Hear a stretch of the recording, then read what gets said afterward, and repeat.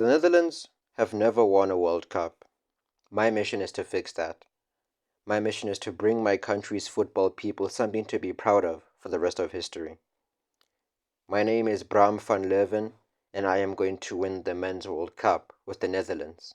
This is the path to the ultimate prize. Now, winning a World Cup isn't something you can just do overnight, and I definitely can't do it on my own, which is why I formed a bit of a plan on how we will actually get there.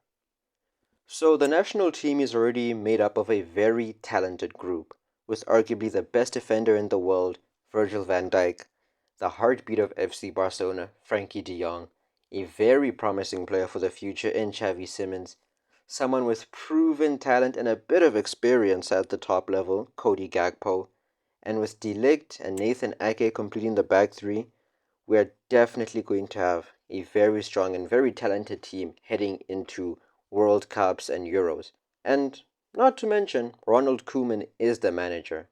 And people are making the claim that Ronald Koeman definitely has one of the best national teams in the world, and this maybe shows shades of the 1980s Netherlands team. If you'd ask me, maybe that's a bit of an overreaction.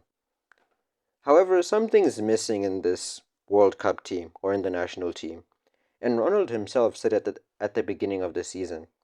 I remember listening to an interview of his last week just before my first team trial for Ajax. He was asked why the Dutch team failed to win in Qatar, and this is what he said. There's a difference between the winners and the losers at this level of football. Every nation that gets to a World Cup is a part of the best in the world. The group stages are beaten by those with great tactics and good quality, which we have. The knockouts are beaten by those with great quality and great tactics, which is what we have. But those who get to the final have something that the Dutch do not have, and it is something that you need to win international trophies in the modern day. You need a player who has the power to single-handedly win you a game, someone better than everybody else, a Messi, an Mbappe, a Ronaldo, or a De Bruyne. We don't have that player yet, which is why we can't make it to finals for international competitions. But I do have faith that by 2026, we will have our own super talent, like a Messi or Ronaldo or an Mbappe.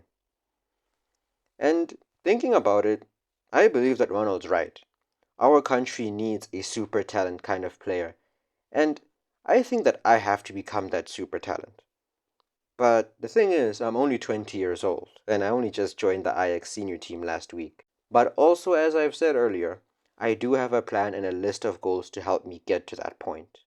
The first goal in Season 1 and Episode 1 is to get an 80 plus overall to stand a chance at getting called up for international duty. Even if it's just friendlies, even if we don't make it to Euro 2024, which is at the end of the season, we just need to play games under Koeman to give us a bigger chance at getting called up for future tournaments. And as I've mentioned with Euro 2024, if we can get called up during the season, even if it's for a friendly, and put in some good performances, that could mean we have a slight chance at getting called up for Euro 2024. Another goal that I have is to move away from Ajax to a bigger European club as quickly as possible for the purpose of getting myself in front of more football fans. Now, I know what you're saying. We just joined Ajax, I just completed my trial last week, I just made it into the senior team, and yes, I'm not even a starter, but I'm already planning on trying to leave Ajax for a bigger team. Look, winning a World Cup is not easy, and the road to get there by 2030 or 2034 is definitely not going to be easy as well. But trust me, if I can get more eyes on me, I will increase the chances of getting into the national team more often. So to do this, to get to a bigger European club, we'll need to have a very good season at Ajax, trading a lot of goal scoring chances and winning at least one trophy here. We have three chances to do that with the Eredivisie, which is the league, the Orange Beker, which is the cup competition, and the UEFA Europa League, which is European competition. All these are up for grabs, but if you ask my honest opinion, the Orange Beker will be our best chance for silverware, without a doubt. So with all that said, let's jump into Season 1's important events. We started off with a thrilling game against PSV, where I was subbed on for my professional debut, where we took the lead, PSV scored two unanswered goals to take the lead for themselves, and then we scored in the dying embers to walk away with a draw. And I gotta say, a debut like that's definitely gonna stay in the brain for a long, long time. Now the next game from there in the next competition I want to put a spotlight on is the Europa League. It is a very unlikely trophy for us to win, especially considering that we have Marseille and Brighton in our group. It's definitely not the easiest group for us, and that would be proven very true, as soon enough we'd suffer a convincing 2-0 loss in our opener against Marseille. And that was going to be the last group stage game I would play myself in the Europa League, because the difference in speed between us and Marseille is just too much for me to overcome at this point. Now, one thing I do want to note is that between key games, like for example my debut with PSV and the opening game against Marseille, I will be simulating through the season in the background, upgrading my overall as I level up, and that's basically going to explain all the jumps you're going to see in this video. But now let's move on to the competition I actually have high hopes of winning, the one I'm going to focus on the most, the Orange Becker. Yes, the league also exists, but at this point, especially with how this video is about to go, it's too early for me to tell on whether or not we're going to win the league. But don't worry about it, we're going to come back to the Eredivisie later on in the video.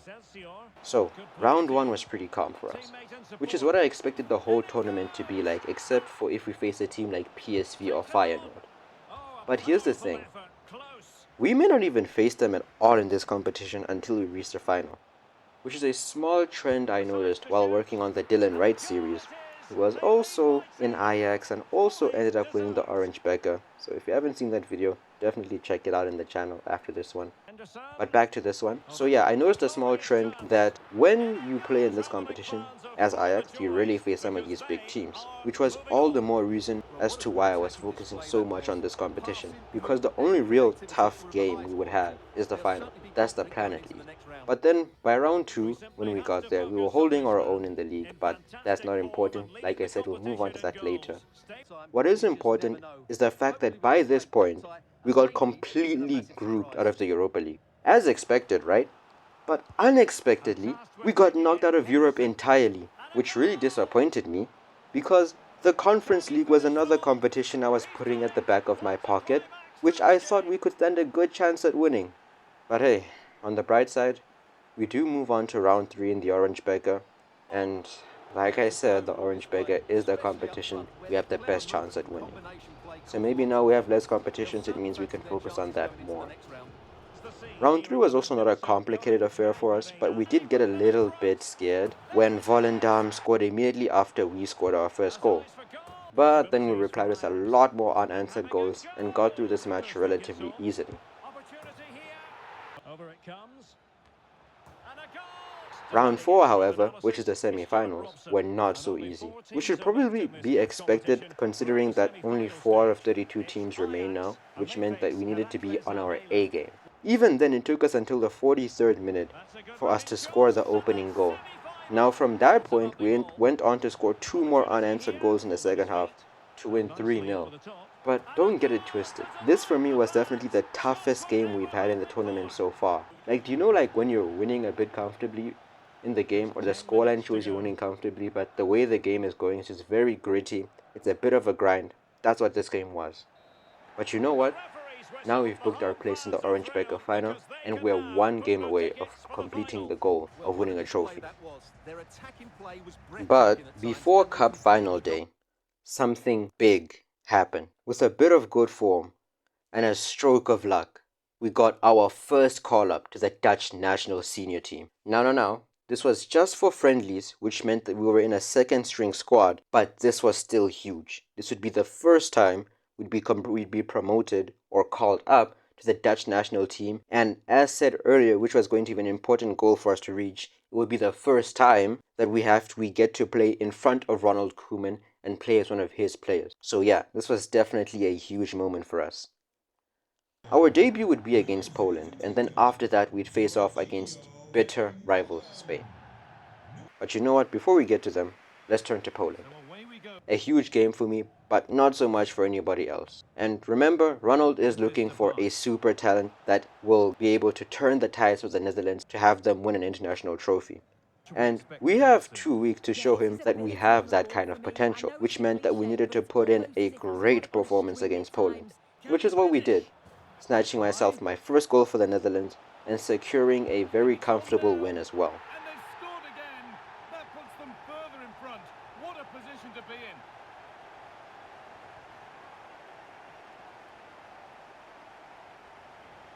Well, comfortable except for when Poland almost came back from 3-0 down in the last 15 minutes. But no, now Spain was next. And I've had my eye on them since the call-up. You see, the last time Holland was in a World Cup final was in 2010. And I think we all know what happened in 2010. Here's what happened to me. I was only 6 years old when I watched the Spanish drive a dagger into the hearts of millions of Dutch fans. Only 6 years old when Andreas Iniesta drove a dagger through my heart. And honestly, since then, I've had no love for Spain. Only hate. I need to win this game, but it won't be as easy, even if both sides have been rotated. Spain still called up Rodri, they still called up Merino, Pedri and Morata. We don't even have Frankie de Jong to help out in the midfield.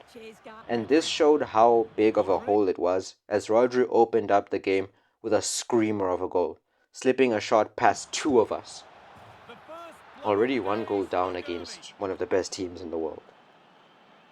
But we kept our heads up, pushing them into the tightest of corners.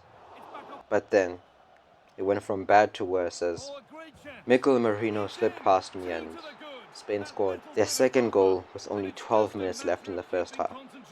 2 goals down now. 2 goals down.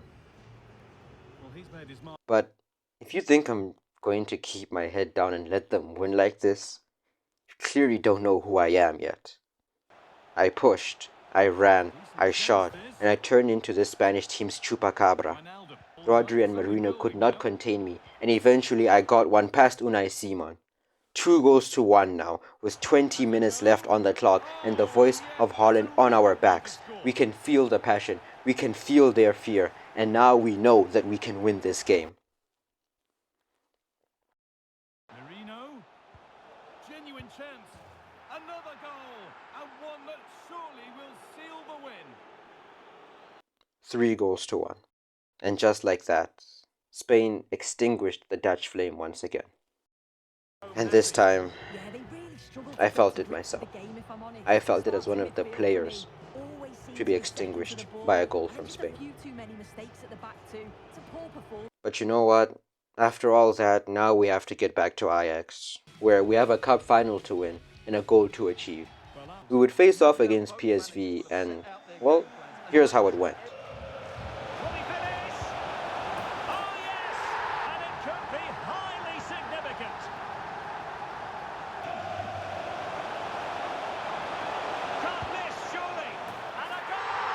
Tragedy.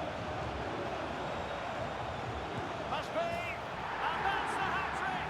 Tearing apart this defence time and again. They simply can't handle him. Yeah, much like the rest of the tournament, it wasn't very complicated, which surprised me considering we were facing off against PSV. Don't get me wrong, at first the game was very fast-paced, and I thought, yeah, this is going to be a thrilling game, nice and interesting, might even go to extra time. But nah, it wasn't even that. Wasn't that complicated, we were the more dominant force. I even got myself a hat-trick, and fun fact, it ended up being the record goal scorer for the Orange Becker. But yeah, that's the Orange Becker done and dusted. But how's the league been going? Well, the league has been going very well for us considering that we're very comfortably in first place. And after our PSV game, the only thing left for us to do was just to collect the Eredivisie trophy on our final home game. You know, all things considered, it's been a very good debut season for me. 2 trophies, about 50 goal contributions, not even about, but exactly 50 goal contributions, a national team call-up. Now the only thing left for me to do is to wait for Ronald Koeman to call me up for Euro 2024, right? But here's the thing, despite being the undisputed best midfielder in Holland and probably one of the best in Europe, I never got a call-up letter, heck, or even an email from Ronald. It was disappointing for Netherlands fans all over the country and even groups of hardcore fans across the world. Everyone basically said that Ronald had made one of the biggest mistakes in national team history. Honestly, I think that's a bit of an overreaction from them, But I did feel very disappointed as well. That part I won't lie about, because it's like, what more could I have done? Was it because I wasn't playing for like a big European team like Bayern? Was it because he thinks I'm unexperienced? Is it because I'm just 20 years old? But even that, he called me up for international friendlies, and I was the difference maker against Spain for that bit of time. Even if it was only for like 10 minutes, I was still a difference maker. I was the best midfielder in that game. You know, I spent the summer holidays, the first month at least, asking a lot of questions like that. Eventually though, I decided to just pick my head up and just move forward. And here's the thing, right? You gotta get one thing straight about me. I'm a Dutch child till the end. So even if I wasn't called out, I'll be watching Euro 2024 as a fan. And I'll be supporting them to my fullest, regardless about how I feel about the decisions made by the coach. I don't agree with Ronald not calling me up, but then again, I am just a 21-year-old player, right? Like, what do I know about managing a team? So in the next episode, I'll be seeing how far my national team can go this year. And thanks to my agents, I'll be joining a very, very dominant European giant. The next goal in my sights now is the 2026 World Cup and to qualify for it. I need to qualify no matter what.